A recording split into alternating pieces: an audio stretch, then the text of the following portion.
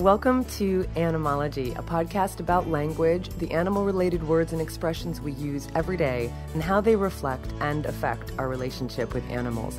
The podcast is officially launching in January 2017, but I could not wait to tell you about it now. You're also going to hear an excerpt from our inaugural episode, so sit back and enjoy this short summary of what you can expect from the Animalogy podcast, why I started it in the first place, and who I am. My name is Patrick-Goudreau, lover of words, lover of animals. As a lover of words, I'm a writer. I have a number of books, articles, and op-eds to show for it, as well as a decade of episodes of my first podcast, Food for Thought. I love the written word, and I also love listening to and reading the written word, hence my love of podcasting. As a lover of animals, I'm an animal advocate, or etymologically speaking, I use my voice to speak for the animals who cannot speak for themselves. The word advocate comes from the Latin advocatus, meaning one called to aid another, or a pleader on one's behalf, someone who's called to use their voice for someone else. And you can find all of my work related to my advocacy and my writing at my website, ColleenPatrick-Goudreau.com. I've also always been interested in etymology, fascinated by the history of the English language and its multi-layered foundation. I'm a dictionary reader, and I keep a copy of the Oxford English Dictionary on my desktop at all times, the virtual and the physical desktop. The book I brought with me into my 3-day-long in-school detention my senior year of high school, long story, was a book for improving one's vocabulary by learning the origins of words. I can't see or hear a word without thinking of its roots. It's an obsession of mine. No surprise, I went on to study literature in college and also in graduate school, and vowed upon graduating that my life's work would be devoted to the things I care about most, using my passion for language to be a voice for animals and helping people reflect their deepest values in their actions and their words. And so I started writing and producing my Food for Thought podcast, writing articles, writing opinion pieces, then writing my books, writing talks, and I won't tell you how many decades later, here's the culmination of it all in a podcast about the animal-related words and expressions we use and what they say about our relationship with and perception of and treatment of animals. Even dispersed throughout my cookbooks are little bits of etymologies, and language and literature factored a great deal into my Food for Thought podcast. But I felt that this topic is large enough and deep enough and important enough to deserve its own podcast, hence Animalogy. In my perpetual quest to be the most effective communicator on behalf of animals, and in my insatiable desire to understand the roots of the words we use, over the years I discovered hundreds of words, idioms, metaphors, proverbs, everyday expressions, even letters of the alphabet, which you'll hear all about in Animalogy, that reflect how deeply connected we are to other animals and how integral they are to who we are as human beings, as compassionate human beings. So many of our common words have animals hidden within, reflecting how deeply rooted animals are in our consciousness and our history, our language, and our hearts.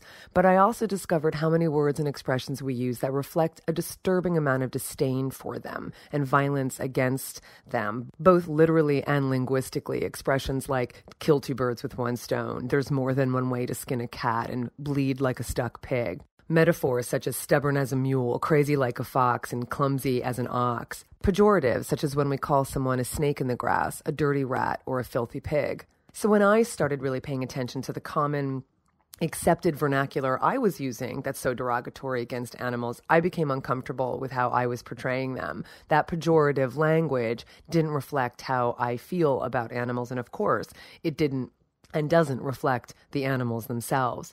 I'm also always paying attention to how animals are linguistically depicted in the media, in everyday conversations, in literature, by the industries that exploit, harm, and slaughter them. And over time, it became very clear to me that our shared cultural lexicon reflects how connected we are to animals, how intertwined our histories and habits are, and how much we simultaneously respect and revere them.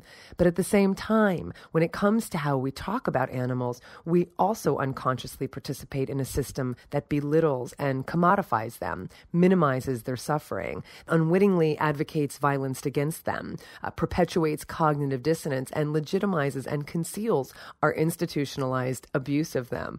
That sounds pretty heavy. It's a lot just from language, but we know when it comes to how we talk about other humans that language matters, that sticks and stones do, in fact, break more than just bones. As I began to share these findings with my audience, I found that it resonated with them as well. And so here I am, dedicating all of my time and resources to focusing on what I think is a fascinating, thought-provoking, exciting, and incredibly important topic: what our everyday language says about how we regard and treat other animals. Does it reflect what I believe is our deep individual and collective compassion for them? After all, they factor into so many of our words, reflecting how deeply rooted they are in our consciousness. That being the case, is that connection manifested in our regard for and treatment of them? Or does our everyday language reflect violent attitudes and perceptions that don't represent who we really are, who they really are, and how we really feel about the other animals with whom we share our lives, our homes, and this planet? If it doesn't, what then? What does it mean for the way we write and speak? What does it mean in terms of holding ourselves and each other accountable for the way we talk and behave? What does it mean for laws around how we treat, protect, or don't protect other animals? Animalogy may not provide the answers, but it will at least ask the questions. Animalogy holds up a mirror, reflecting back the familiar words and phrases and idioms we know so well, and offers a fresh and fascinating lens through which to view and speak them. Drawing upon etymology, history, linguistics, literature, anthropology, sociology, and psychology, Animalogy unpacks the expressions, euphemisms, metaphors, semantics, doublespeak, letters, and other elements of our everyday language to reveal our interconnectedness with other animals, and that may conceal the truth about our use and abuse of them. Animalogy will appeal to both language and animal lovers, as well as lovers of history, literature, anthropology, and sociology. Some episodes will take a single animal or species of animal and dissect the words and expressions we use in our everyday speech and writing that contain this animal, such as the word goat and its related words buck and kid, or the word cow and its related words steer, bull, and cattle. Some episodes will focus on a single word or phrase seemingly unrelated to animals, but that have animals hidden within, such as inauguration, inaugural, auspicious, and auspices. In fact, let's play a clip from our inaugural episode, our first episode. If you like what you hear, hit that subscribe button right now so you don't miss any of these episodes. Here's a 2.5-minute excerpt from the episode called Inauguration, on a Wing and a Prayer. An inauguration, in general, is the act of starting something, like a business or a practice or a podcast. But what, you ask, does this have to do with animals? What's the animalogy? Well, for the answer, we have to go all the way back to ancient Rome, when during the Roman Republic, religion was organized under a strict system of priestly offices, one of the most powerful of which was made up of the 9 augurs. The main role of the augurs was to interpret the will of the gods by studying and interpreting the omens, aka the auguries, a practice referred to as taking the auspices. An augur was literally a diviner of birds. I cannot overstate how influential the augurs were in terms of public and private matters in Roman society. The augurs were consulted prior to any major decision, be it related to war, commerce, religion, and they were depended upon to predict whether the undertaking in question was auspicious or inauspicious, favorable or unfavorable. The function of the augurs wasn't necessarily to tell the future, and certainly not to enact policy or take action, but to discover whether or not the gods approved of a proposed course of action, especially be it military or political. From the Latin noun augur was derived the verb inaugurare, to foretell the future from the flight of birds. And this term was applied to the installation of someone in office after the appropriate omens or predictions had been determined. And this became the word we use to elect politicians into office with the hopes that their inauguration will prove to be auspicious. The Latin word inauguratio referred particularly to the ceremony by which things or persons were consecrated to the gods. By the time inaugurare reached English as inaugurate and inauguration, the association with the divination of birds had been forgotten. So let's pause to take a look at a few words that may have stood out for you and see the animal lurking in their common root. In the words augur, auguries, inaugurate, inaugural, inauguration, auspices, auspicious, and inauspicious, we have the root word avis, A-V-I-S, which is Latin for bird, and which also forms our words avian, the adjective that means related to or pertaining to birds, aviation, referring to the design and use of bird-like aircraft, and aviator, the operator of such aircraft, and aviary, a place where birds are kept and confined. I can't wait to share that entire episode with you. Some episodes will explore semantics and how certain words and phrases are intentionally used and some avoided in order to desensitize the public or keep us ignorant of practices and policies that involve the use of animals. All of the episodes will be fun and fascinating and hopefully leave you wanting more.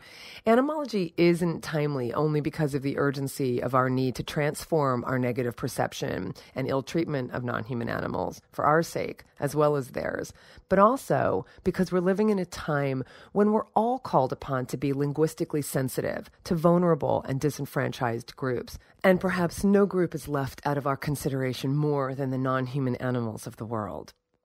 We are all, in fact, encouraged to be aware of and mindful about our language when it comes to those who don't look or emote or sound like we do.